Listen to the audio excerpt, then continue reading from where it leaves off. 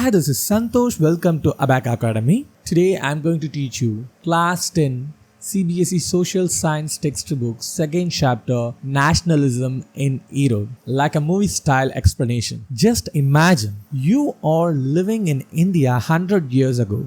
Your country is ruled by foreigners. They take your money, control your laws, beat your people, and even decide what you should buy, wear, study, and speak. Slowly, people started asking one dangerous question. Why? Why should foreigners rule our own country? That feeling, that fire, that emotional connection with the country, that is called nationalism. This entire chapter is not just history, it is actually a story of anger, sacrifice, unity, betrayal, struggle, emotions, and finally the dream of freedom. Today we are going to see how nationalism spread in India like a wildfire. With a simple explanation, you are living in your own house but someone else is making all the rules. Tell you what to wear, what to eat, and if you argue against them, they will put you in a room and lock you up. You feel frustration, right? Well, for nearly 200 years, that is what happened in India. The spark and the hero entry.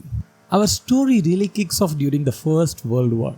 The British were fighting a massive war in Europe. But guess who had to pay the bill? Indians. Have you ever gone to school canteen and suddenly your favorite snacks cost double the price of what it was before? Imagine that happening to everything you buy to survive. Between 1913 and 1918, the price of every goods in India literally doubled, causing extremely hardship for common people.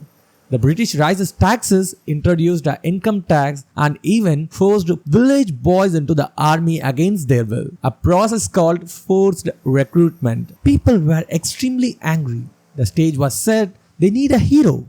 Here comes a person, Mahatma Gandhi. The year is January 1915 and he returns from South Africa with a brand new superpower. Was it violence? No.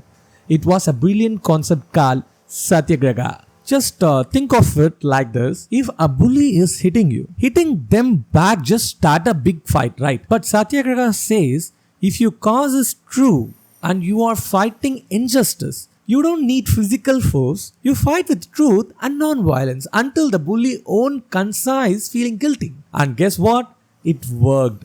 Gandhi scored a hat trick of early victory. He inspired peasants in Champaran, Bihar to fight the oppressive plantation system in 1917. And the second, he supported farmers in Kedah, Gujarat, who couldn't pay taxes due to crop failure in 1917. And the third one, he organized cotton mill workers in Ahmedabad in 1918. He got victory in all these three by opposing the British by using Satyagraha. Act 2.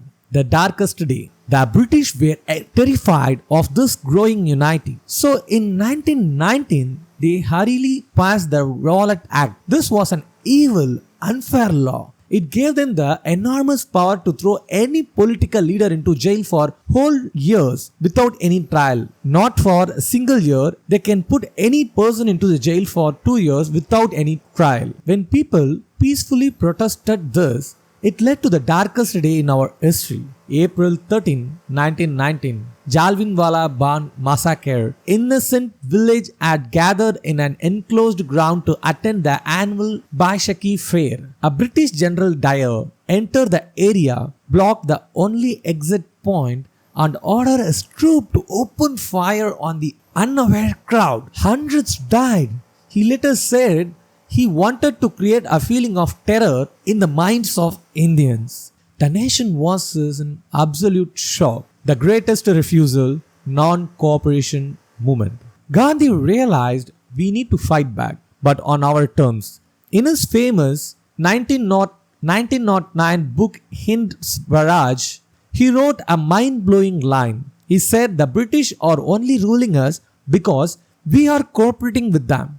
If we stop cooperating, this rule will collapse within a year. Think about it. If a teacher is teaching, but no students is listening, no one opens a book, and no one takes the exam, can the class run? Absolutely not. That was the grand idea behind the non-cooperation movement. to unite everyone, Gandhi joined hands with Muslim leaders like Muhammad Ali and Shaukat Ali to support the Caliphate issue. And everyone joined the fight, though freedom meant different things to different people. In cities, thousands of students left British school, lawyers left court, and people burned foreign clothes in huge bonfire. In village, farmers led by Baba Ramachandra stopped paying high rents and refused to do beggar, which means forced free labor, for landlord. In the Andhra forest, Godam Hill, tribals led by Alurai Sitaram Raju started a military guerrilla war because the British locked them out of their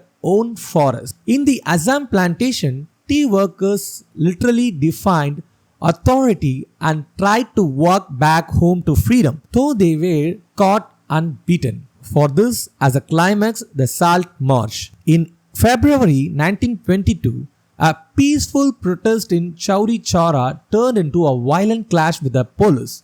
Seeing the violence, Gandhi immediately hit the brakes and called off the movement because Indian people were extremely angry on British. They burned a fire on the police station. Now fast forward to the late 1920s, the British sent the Summon Commission to India to look into the constitutional change, but they didn't include a single Indian members. Indians were furious and greeted them with "Go back Simon" slogans. Finally, in December 1929, under Jawaharlal Nehru, the Congress demanded Purna Swaraj, complete independence. To unite the whole country of this massive fight, Gandhi needed one item, a symbol. Did he choose a gun? A sword? No, he chose salt. Why salt? Ask yourself. Does billionaire eat gold while a poor man eats mud? No, they both eat salt. It's the most essential food item and the British had put a heavy tax on it. So Gandhi started the epic Salt March. He walked 240 miles from Sabarmati to coastal town of Dundee with 78 volunteers. On April 6, 1930, he reached the ocean, boiled the sea water, manufactured salt and broke the British law. Boom! The civil disobedience movement was born. People weren't just refusing to cooperate, they were actively breaking colonial laws. Now this movement went huge. Rich peasants, business classes and thousands of women participated actively. However, it had its limits. Dalit leader like Dr. R.B. Ambedkar wanted a political solution and demanded a separate electoral rights, which led to clash with Mahatma Gandhi, Prague, and they finally agreed with Pune Pact in 1932. Also, a large section of Muslims felt aligned and feared their culture would be submerged by Hindu majority. How did Gandhi unite everyone? A sense of collective belonging. Now you might wonder, how did millions of Indians speaking different language and practicing different religions feeling like one single nation? How you feel instantly connected to a total stranger just because you both wear the jersey of your favorite cricket team. Symbols and songs unite us. In the 20th century, India found its symbol. Bankim Chandra Chhatrapati wrote the powerful Vande Mataram. Rabindranath Tagore painted the famous and a calm and divine image of Bharat Mata. Leaders like Rabindranath Tagore toured village to collect ancient folk tales to make people proud of their true culture.